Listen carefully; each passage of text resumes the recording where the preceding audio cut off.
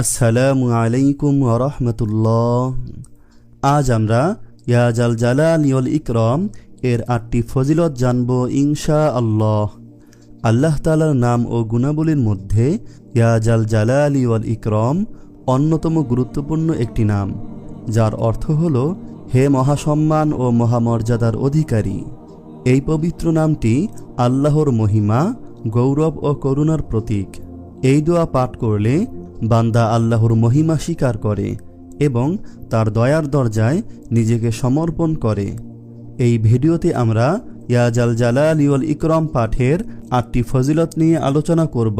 তা হলো নম্বর ১, আল্লাহর কাছে বিশেষ প্রিয়।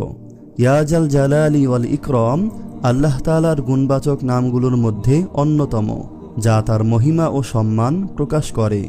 আল্লাহ তাআলা কোরআনে বলেছেন, আল্লাহর সুন্দর নাম রয়েছে, তোমরা তাকে সেই নামগুলো দ্বারা ডাকো। সূরা আ'রাফ আয়াত ১৮০। হাদিসে রাসূল সাল্লাল্লাহু আলাইহি ওয়াসাল্লাম বলেছেন, যে ব্যক্তি আল্লাহকে তার গুণবাচক নাম দ্বারা ডাকবে, আল্লাহ তার ডাকে সাড়া দেবেন। নম্বর ২, বিপদ ও কষ্ট দূরীকরণ। ইয়া জাল জালালি ওয়াল ইকরাম পড়ার অন্যতম ফজিলত হল বিপদ ও কষ্ট থেকে মুক্তি লাভ করা। যখন কোনো ব্যক্তি দুঃসময় বা বিপদের সম্মুখীন হয়, তখন এই দোয়া পাঠ করলে আল্লাহ তাআলা বিপদ ও কষ্ট দূর করেন এবং দয়া ও সাহায্য লাভ হয়। অনেক ইসলামিক স্কলার বলেন, যারা এই দোয়া মনোযোগ সহকারে পড়ে, আল্লাহ তাদের দুঃখ কষ্ট দূর করে দেন এবং তাদের জীবনে স্বস্তি এনে দেন। সুতরাং বিপদে পড়লে ইয়া জাল জালালি ওয়াল ইকরাম বেশি বেশি পড়া উচিত। এতে শান্তি ও মুক্তি লাভ হবে ইনশাআল্লাহ। নম্বর ৩, দুশমন ও বিরোধীদের পরাজয়। মানুষের জীবনে অনেক সময় শত্রুতা, হিংসা ও বিরোধিতার মুখোমুখি হতে হয়। কেউ চায় অন্যকে কষ্ট দিতে, কেউ আবার অন্যের সাফল্য সহ্য করতে পারে না। এমন পরিস্থিতিতে ইয়া জাল জালালি ওয়াল ইকরাম পড়া অত্যন্ত কার্যকর। যদি কোনো ব্যক্তি প্রতিহিংসা পরায়ণ শত্রুর কবলে পড়ে, তবে এই দোয়া পড়তে থাকলে আল্লাহ তার শত্রুদের পরিকল্পনা ব্যর্থ করে দেন এবং তাকে রক্ষা করেন। ইতিহাসে দেখা গেছে, অনেক সাহাবী ও আউলিয়ায়ে কেরাম কঠিন সময়ে ইয়া জাল জালালি ওয়াল ইকরাম পাঠ করে আল্লাহর সাহায্য চেয়েছেন। এতে আল্লাহ তাদের বিজয় ও নিরাপত্তা দান করেছেন। নম্বর ৪, প্রতিযোগিতা ও কর্মস্থলে সফলতা। জীবনে টিকে থাকতে হলে বিভিন্ন প্রতিযোগিতা ও চ্যালেঞ্জ মোকাবিলা করতে হয়। চাকরি, ব্যবসা বা অন্য যে কোনো ক্ষেত্রে সফল হতে হলে আল্লাহর সাহায্য অপরিহার্য। ইয়া জাল জালালি ওয়াল ইকরাম পাঠ করলে আল্লাহ তাআলা বান্দার জন্য সাফল্যের দরজা খুলে দেন এবং প্রতিযোগিতায় বিজয়ী হওয়ার তৌফিক দান করেন। যারা চাকরির জন্য চেষ্টা করছেন, ব্যবসায় উন্নতি চান বা কোনো প্রতিযোগিতায় বিজয়ী হতে চান, তারা নিয়মিত এই দোয়া পড়লে আল্লাহর পক্ষ থেকে সাহায্য পাবেন। এটি মনোযোগ, ধৈর্য ও আত্মবিশ্বাস বাড়াতে সাহায্য করে এবং কর্মস্থলে বরকত বৃদ্ধি করে। নম্বর ৫, দুঃখ কষ্ট হালকা হয়। মানুষের জীবনে দুঃখ কষ্ট আসবেই, কিন্তু আল্লাহ তাআলার রহমতের মাধ্যমে তা সহজ হয়ে যায়। ইয়া জাল জালালি ওয়াল ইকরাম পাঠ করলে মনোবল বৃদ্ধি হয়, অন্তরে শান্তি আসে এবং কষ্ট সহ্য করার শক্তি পাওয়া যায়।